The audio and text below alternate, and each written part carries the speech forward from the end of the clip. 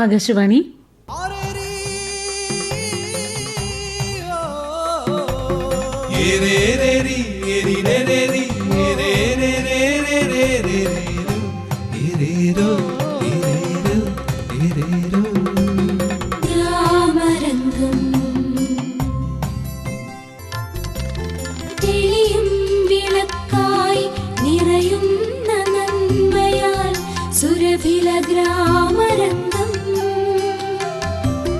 Radio ഗ്രാമരംഗം.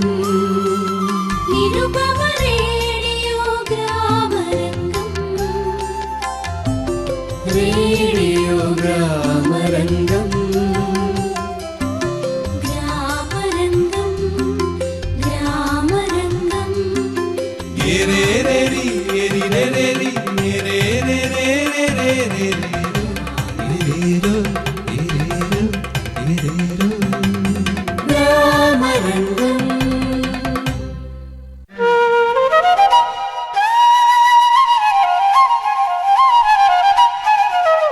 പ്രിയ ശ്രോതാക്കളെ, radio ഗ്രാമരംഗത്തിലേക്ക് സ്വാഗതം.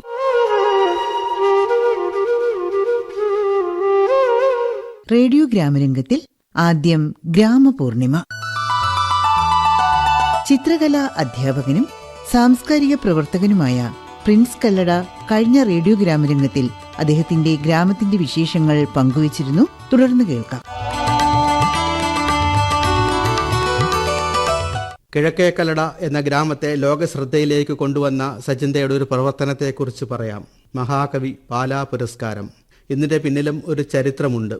ഞാൻ 7ാം ക്ലാസ്സിൽ പഠിക്കുമ്പോഴാണ് ആദ്യമായി മഹാകവി പാലാ നാരായണൻ നായരെ കാണുന്നത്.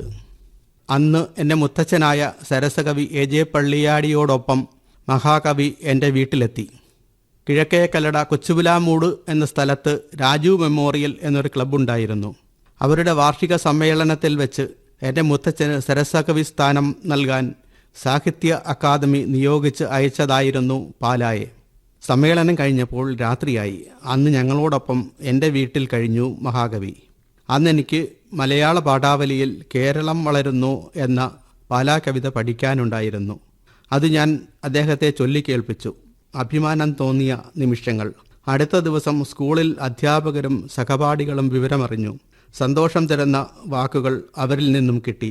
മടക്കയാത്രയ്ക്ക് മുമ്പ് മഹാകവിയിൽ നിന്നും വിലാസം വാങ്ങി. പിന്നീട് അങ്ങോട്ട് കത്തുകൾ എഴുതുക പതിവായി. മറുപടിയും കിട്ടും.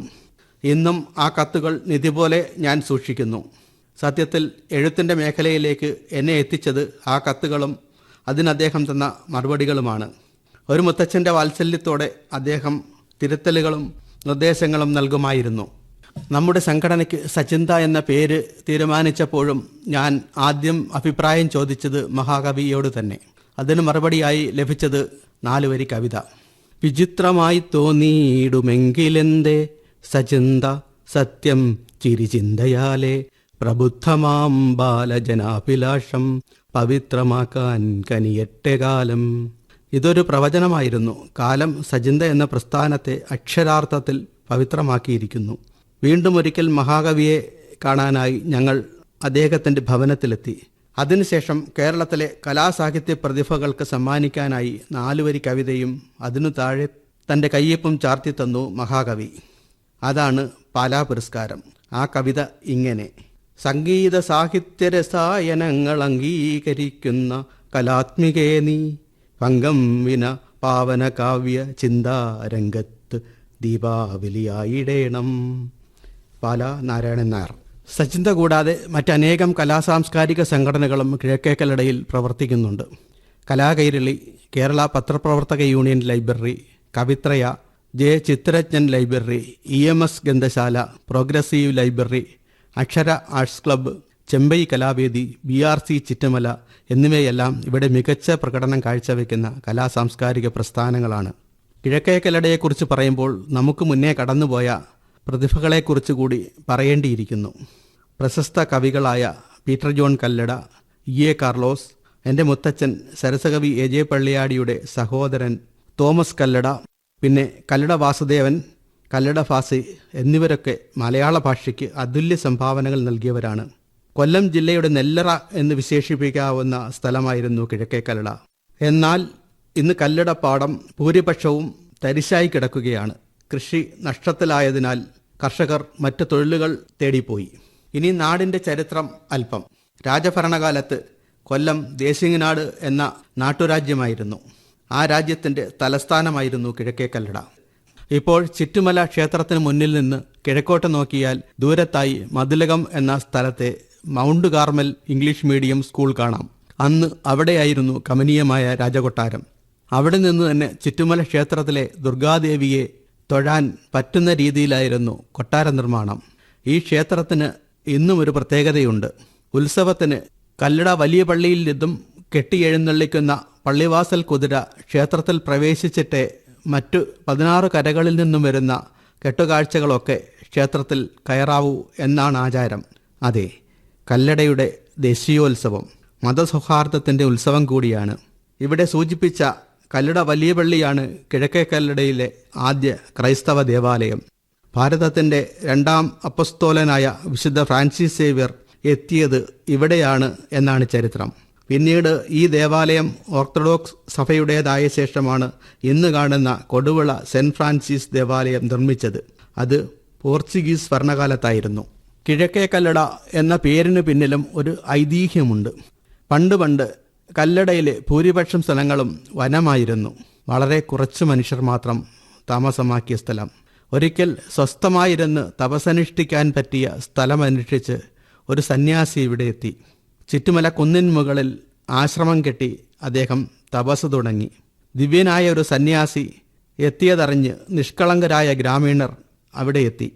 തപസ്സിന് ശേഷം കണ്ണു തുറന്ന സന്യാസി തനിക്കു ചുറ്റും തൊഴുകൈയോടെ കൂടി നിൽക്കുന്ന ഭക്തരെ കണ്ടു. ഇവർക്ക് എന്തെങ്കിലും കൊടുക്കേണ്ടേ? താനിരുന്ന സ്ഥലത്തിന് ചുറ്റും കിടന്ന കല്ലുകൾ പറക്കി അദ്ദേഹം അവർക്ക് നൽകി. അത്ഭുതമെന്ന് പറയട്ടെ, ആ കല്ലുകൾ നല്ല മാധുര്യമേറുന്ന അടകളായി മാറി. അങ്ങനെ കല്ല് അടയാക്കി നൽകിയ സ്ഥലത്തിന് കല്ലട എന്ന പേർ കിട്ടിയെന്ന് ഇന്നും ജനം വിശ്വസിക്കുന്നു. അന്നത്തെ കാലത്ത് ഇന്നത്തെ പോലെ മൊബൈലോ ഇൻ്റർനെറ്റോ ഒന്നും ഇല്ലല്ലോ. ആകെയുള്ളത് റേഡിയോ പരിപാടി മാത്രം. പിന്നെയുള്ളത് നാട്ടിൻപുറങ്ങളിലെ സിനിമാ തിയേറ്ററുകൾ. കല്ലടയിൽ 2 സിനിമാ തിയേറ്ററുകൾ ഉണ്ടായിരുന്നു. ദുർഗാ തിയേറ്ററും മൺട്രോത്തുരത്തിലെ സിബി ടാക്കീസും. അവിടെ പോയി മനസ്സ് വീണ്ടും പ്രഭാതം, ജീസസ് തുടങ്ങിയ സിനിമകൾ കണ്ടത് ഇന്നും ഓർക്കുന്നു. അന്നൊക്കെ വർഷത്തിലൊരിക്കൽ സ്കൂളിൽ നിന്നും സിനിമയ്ക്ക് കൊണ്ടുപോവുക പതിവായിരുന്നു. ഒരിക്കൽ കാണാത്ത വേഷങ്ങൾ എന്ന സിനിമയ്ക്ക് കൊണ്ടുപോയി. സിനിമ തുടങ്ങിക്കഴിഞ്ഞപ്പോൾ കറണ്ട് പോയി. എല്ലാവരും അടുത്ത ദിവസം വന്നോളാൻ പറഞ്ഞിട്ട് തിയേറ്ററുകാർ ഞങ്ങളെ മടക്കി. അടുത്ത ദിവസം ടിക്കറ്റ് എടുക്കാത്തവരായ സകല കുട്ടികളും തിയേറ്ററിലെത്തി. ആകെ ബഹളമായി. പിന്നീട് എല്ലാവരെയും സിനിമയ്ക്ക് കയറ്റേണ്ടി വന്നു. നാട്ടിൻപുറത്തെ മറ്റൊരു വിനോദമായിരുന്നു തെരുവുകൾ കീഴടക്കിയെത്തുന്ന സൈക്കിൾ സർക്കസുകാരും മാജിക്കുകാരും. ഉച്ച കഴിയുമ്പോൾ പാട്ട് തുടങ്ങും. വൈകുന്നേരം സജീവമാകും.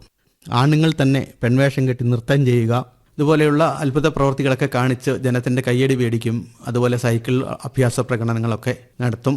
വാഹനങ്ങളൊക്കെ വിരളമായിട്ടുണ്ടായിരുന്ന ആ കാലത്ത് ഞങ്ങൾ സ്കൂളിൽ പോകുമ്പോൾ നടന്നാണ് പോവുക.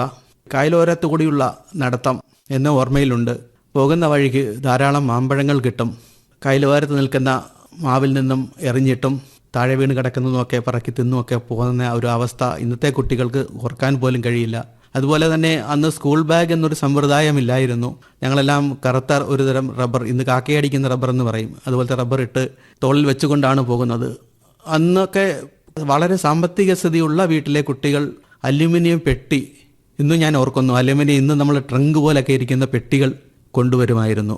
ബാക്കി കുട്ടികളെല്ലാം സഞ്ചി ഒന്നുമില്ല, എല്ലാവരും പൊതിഞ്ഞോ റബ്ബറിട്ടോ ഒക്കെ കെട്ടിയാണ് പുസ്തകങ്ങൾ ക്ലാസ്സിൽ കൊണ്ടുവരിക. അങ്ങനെ ഓർക്കാൻ ഒത്തിരി നല്ല കാലങ്ങൾ.